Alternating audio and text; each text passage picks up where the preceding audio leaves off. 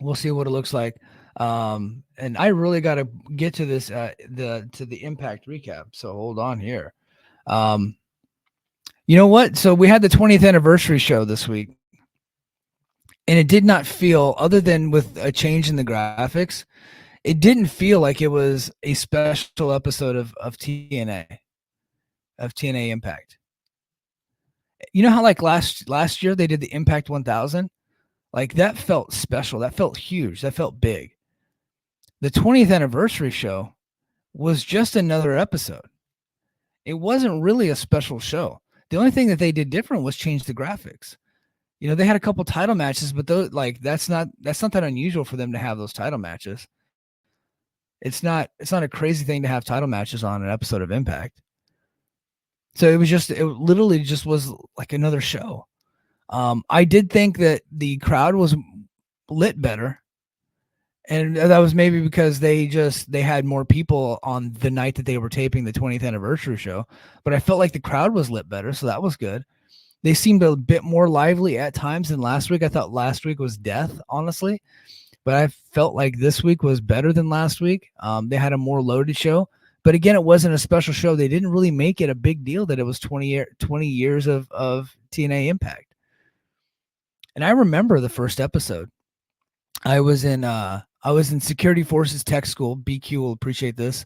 I was sitting in the 343rd Squadron, and I was working for the I was volunteering for the chaplain, the base chaplain. So they had this like coffee shop on the base at Lackland called the Refuge.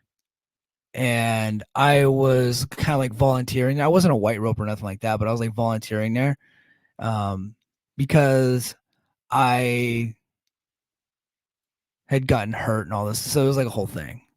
But yeah, I was volunteering there, and on Friday afternoons, we would, like, me and one of the other chaplains and like the chaplain's assistants, like they didn't even like wrestling. They just, you know, they were just watching TV with me on like Friday afternoon when it came on.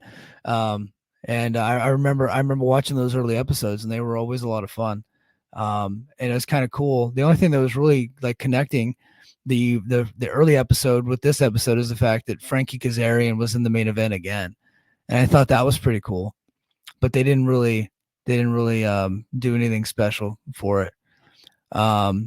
Lucha Doncic in the chat says, to be fair, everything they could have done for the 20th anniversary show, they literally just did for episode 1000. Could have thrown some top TV moments and videos in there or something, though. You know, well, look, they should have made it a big deal. They should have had a world title match. They should have brought in some of the old timers from TNA past, and yes, go to that well one more time. WWE, like, that's what they always do. Every time they have some type of anniversary, they always bring in the legends. But I just don't think they were going to do that because they should not have booked this little bar knowing that they had the 20th anniversary show coming up. The 20th anniversary show should not have been in this bar in Newport, Kentucky. It should just not have been.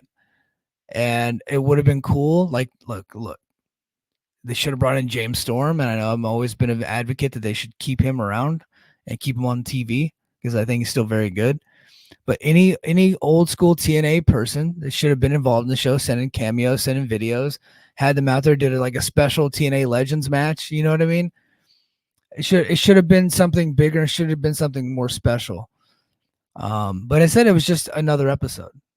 And yes, I do agree that they should have done something about the top TV moments, you know, something like that, weaving that into the episode. But it was just another week of television.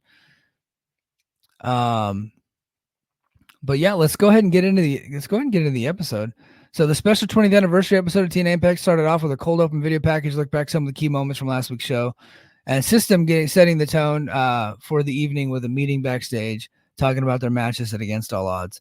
So they didn't even, I don't think they opened, you guys can correct me, but I don't think they even opened up with a recap of Jordynne Grace on NXT. I think they spliced that into later in the show because they already had everything done.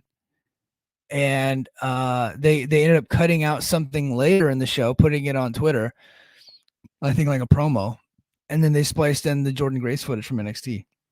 And they should have led with that, and then Jordynne Grace should have kicked off the show. But instead, it's just a normal episode of Impact. Nothing about the 20th anniversary. Recapping the storylines going on. And we open the show with Jake Something and Big Con. I'm not going to go off on Big Con this week. He's not doing anything wrong. But TNA needs to do better. That doesn't mean I don't like seeing big dudes like wrestle. But this whole thing bores me. This whole Jake Something thing bores me now because they teased the heel turn and then now he's back to being a babyface. And maybe they're trying to do like the long tease, or did they just drop it all together? Because they have been like TNA has been doing stuff like that, just picking up things and dropping them. But this match was okay. Nothing wrong with the match. I was okay with the match. I like big dudes going at it. Something ended up on the floor, as well as after Khan threw his shirt in his face to distract him, he then sent him face first into the steel ring post, shifting the offensive momentum in his favor. He ripped at the face of a grounded something as the referee gave him a stern warning. Okay. The commentators talk about Khan having an added aggression in recent weeks, just as something began fighting back in a competitive form. He traded shots with the fellow big man before ultimately grounding him. Khan got back up and was sent back down with a flash knockdown from a big shot from something, who followed up moments later with Into the Void for the pinfall victory. And then after the match, Khan attacked Jake. So I guess we're getting this again.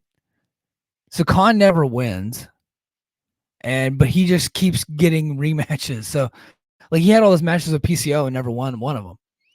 And then now it looks like they're going to have to go back to Jake Something and Big Con because Big Con attacked him after the match. Nobody asked for the match to begin with because they just bumped into each other backstage. So lazy. So Con attacks him, and then Eric Young makes the save, and then Eric Young does a big rah-rah speech about Impact being 20 years old. Eric Young should have just had a match on this show. Why didn't he even have it? He just did a run-in. He should have been on the show. And he should have been a big part of it. There's no reason for him not to be on this show wrestling as one of the key guys throughout history for Impact. But I don't know. You know, it's just kind of like, I don't know, it doesn't seem like they know what they're doing. And then backstage, Frankie Kazarian is standing by with Gia Miller for an interview, and he's immediately interrupted by the system. And Kazarian says the system has a problem, and he's going to get rid of it for him. He has a Nic Nemeth problem. He's going to get rid of it for him. And then he said, if I get rid of Nic Nemeth, I want a TNA title shot from Moose. And then Moose agrees. But Cass says that assuming that Moose beats broken Matt Hardy, and Moose boasted that knocking out Hardy last week, and question if he would even make it to Against All Odds. Right. And then after the break, Steph DeLander is interviewed backstage, where she agreed, after encouragement from Zaya Brookside and Gia Miller, to wait a week to tell PCO what she thinks. So she's having trouble deciding how she feels about this whole PCO thing. I don't actually hate this. so it's like one of the few things that has like connective tissue for the show each week. And it's actually like, I'm kind of curious how she's going to respond next week. I should hate this, but I don't hate this. So, and in fact, I think Steph DeLander is playing her role well. She's not a very good wrestler, but I think she does like character work. I think she does a pretty good job. So this whole thing, like, you know what? I'm kind of interested. Just don't tell JD. He'll get mad at me. Next match, we go. Gisele Shaw comes out. She's got new music. Coming out strutting. Just some new tunes. She's the babyface now. Her boyfriend got fired, and she had to take some time off. And Gail Kim is her mentor now, and she's all of a sudden a babyface. So we're gonna try to repackage Gisele Shaw and see what we can do with her. She comes out. She's got to face hardcore Shazza McKenzie. Shazza McKenzie, not very good. It never has been good. probably ain't never going to be any good. But she's standing in the ring waiting for the star to come down, and she gets beat in just a couple of minutes. I think that's a good role for Shazza McKenzie. And I don't know, she's Australian, I think, and I know she's buddies with Sap. I think they're like friends. And and Sap, I think, was at the show because she was there, like, they're just friends. So I think I'm not saying Sap got her booked, but I think that she just kind of was like in the area, was available, and they needed somebody to do a job to Gisele Shaw. So I know, and me and a lot of other people were kind of like down on the fact that Allie Katch and Shazza McKenzie, who have done a good job of leveraging people in the media to make it seem like they're pretty good at their jobs, and when they get on TV and they have matches that are just not any good. So I thought that this was, TNA giving her a shot here to maybe to get signed. And we're like, guys, we know that she's terrible. But no, this was very much like, hey, you're in the area, and will you work for cheap and lose to Gisele? Yeah, okay, cool. And then like they just booked her. I think originally she was booked against Ash by Elegance, and that would have been tough. That would have been real tough because Ash is not very good in the ring. Shaz is even worse. That would have been a tough couple minutes of TV. So I'm glad that they pivoted away from that and pretended that Ash by Botox had an injury. So and then they did Gisele Shaw. And you look, Shaw's weaknesses were hidden pretty well, but there were times where you're like, yeah, like she's not that good. But anyway, I thought Gisele looked pretty good here. So we'll see. I don't know what this is going to lead to. It's just kind of like, she's been around a while and probably never going to be the champion here unless Jordynne Grace gets signed by WWE. So they're just trying something. So we'll see where it goes. Rosemary has another backstage vignette. She's shown delivering a message in a very Rosemary fashion. She talks about them being alone and that the children of the hive wrapped around them like a husk for protection. I don't know what any of that means. She's just been doing videos for a while. I don't know where we're going with Rosemary. But again, Rosemary's been here for 10 years. And we're just repackaging her again. I think it's time to get some new blood in this division and not Shazza McKenzie and Allie Katch, like legit new blood. So I don't know what's going on with Rosemary. So after the Rosemary thing, we cut to Steve Macklin. He approaches Mike Santana and said, unlike the Rascals, he's not here to attack him in the sneaky fashion. He tells Santana they each have issues with them after their attack from behind last week. Macklin suggests they handle it together, but Santana said that part of his journey is over and he rolls alone now. Macklin suggests it be the case, one and done, and them taking on the Rascals at against all odds. And now that match has been booked. Santana and Macklin versus the Rascals. I wonder if Macklin's sucking in Santana here to turn on him later and beat his ass, kind of like, obviously in much smaller fashion, but like how Ole Anderson did to Dusty Rhodes in Atlanta in 1982, I think. You kids look that up. That's classic stuff. Ole Anderson was great. And then we get Speedball Mountain defeating Mustafa Ali and Campaign Singh. I kind of dig this whole Campaign Singh gimmick, him being the campaign manager. I also think it's smart for them to no longer refer to Raj Singh as Raj, because his cousin, his more famous, more in shape, former world heavyweight champion cousin, the Maharaja, Jinder Mahal, is now going by Raj Desi. He's the Maharaja Raj Desi, and he's already accepting bookings everywhere. And we'll pay attention to his calendar to see if they coincide with some of TNA's bookings, although they don't have anything booked past August 2nd and 3rd at this point. They might have something towards the end of August, but right now it seems like August 2nd and 3rd is where they're at in Tampa. So, but I kind of dig, Campaign Singh kind of being idiot lackey from Mustafa Ali. I think that fits. I thought this match was pretty good, and the whole reason to have the match is they wanted to get Trent Seven a victory, because of all the challengers challenging for a title, he is one of the weaker ones. Not as weak as Matt Hardy, though, who has yet to get a pinfall victory in any match since he's been back in TNA since April. But he's the number one contender for the World Championship. But at least Trent Seven had a victory over Speedball where, he got some help there. And then now he's got this pinfall victory. So at least he got a couple wins heading into Against All Odds, where him and Ali should have actually a pretty good match. That fat little shit can work. I don't think he's ever going to be like a star, but he can work. And Ali is, I think Ali is one of the best characters on TNA television going right now. I think he's fantastic. He's really done well for himself here and on the indies. So he's got a good gimmick. Don't let anybody tell you any different. I think Ali is great. But yeah, Ali basically kind of gave up on Campaign Singh, threw him to the wolves, and then Trent Seven hit the Birmingham hammer and got the victory there. So and then they stared down each other. So they're prepping for that. And next we go to Jordynne Grace. She defeats Allysin Kay to retain the TNA Knockouts World Championship. This match was very quick. It's very clear that Allysin Kay is not long for this company. I think BQ reported on his show. I think that her and Marty Bell just kind of like live close. so we're just going to see that going forward. It's like each time they go into, it's like, hey, who lives near and wants to lose matches? All right, can you come by? And that's not out of the ordinary, but I think that's very much what this was. Ash by Elegance was at ringside here, and I think they're continuing to tease the Ash by Elegance match with Jordynne Grace. I don't think anybody actually wants to watch that.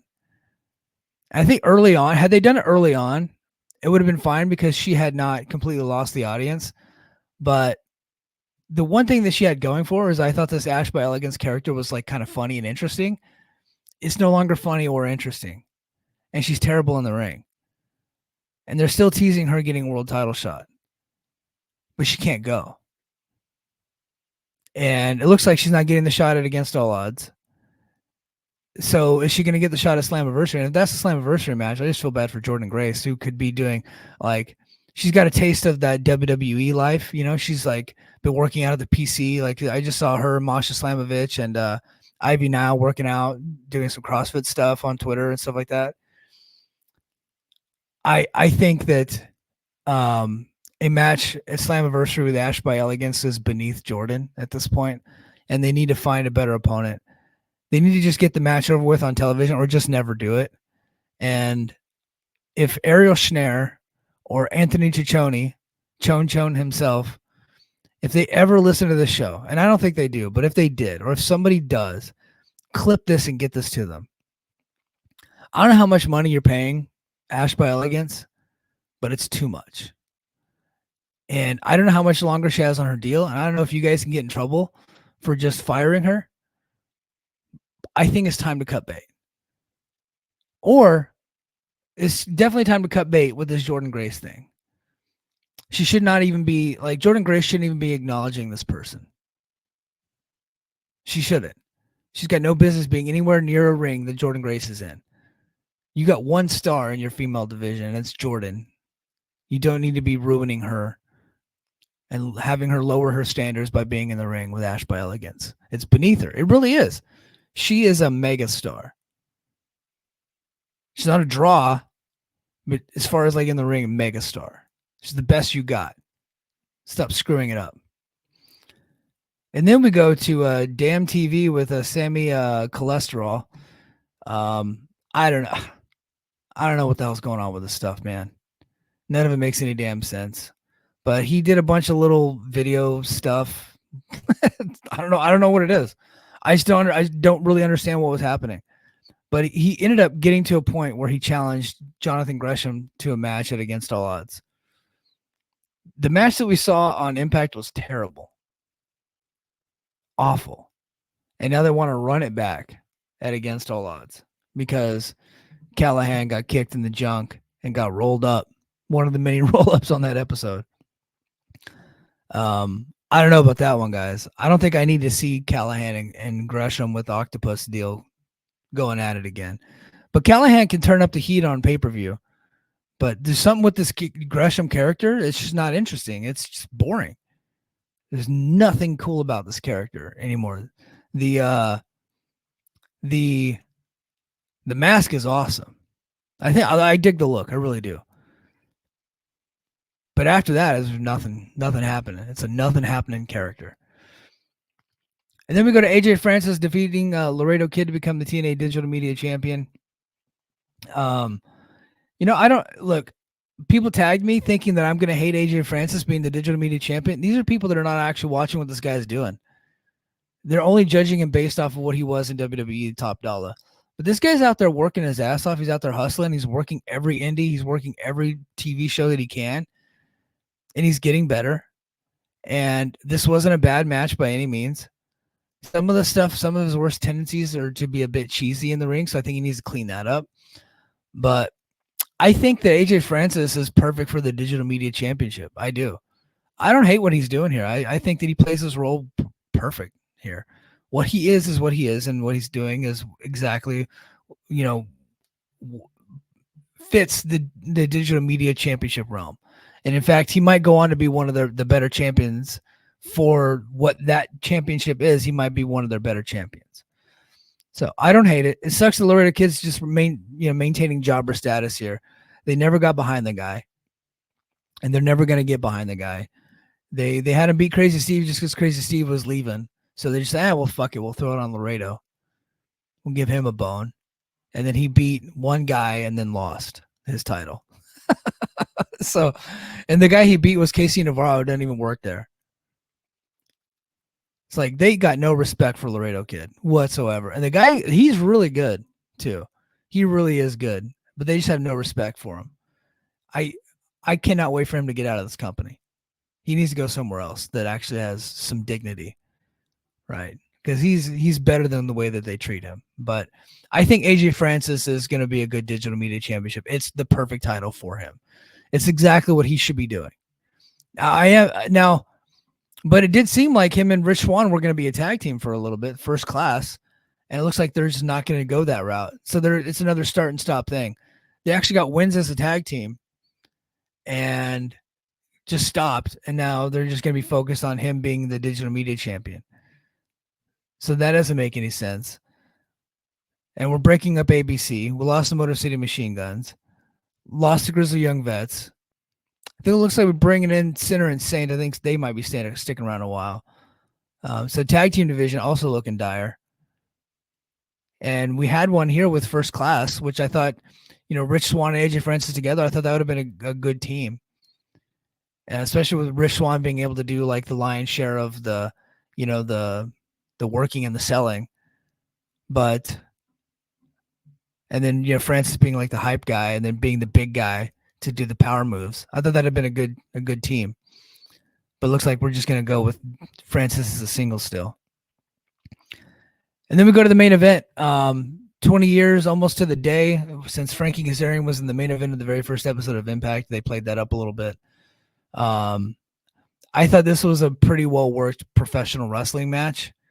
It wasn't exciting by any means. It was nothing really to write home about. But I thought it was a pretty damn good match. I thought they did a good job with the match. Look, they're two very good pro wrestlers. And they went, it wasn't like too long. It wasn't too short. There was nothing spectacular. It was just a good match between two good pro wrestlers. So that was a positive, but it wasn't really like a spectacular match that I think anybody needs to go out of the way and see. In fact, if you go to TNA's YouTube, because what I do sometimes before I record, I wake up and I'll have some coffee because I get up like 5 a.m. to do these shows. I get up at 5 a.m. to record at 6, unless I oversleep. So this morning I got up at 5 and got down, made my coffee. And what I do is I'll go to the YouTube page and I will rewatch the main event because I typically watch like on Thursday night, Friday morning, the show.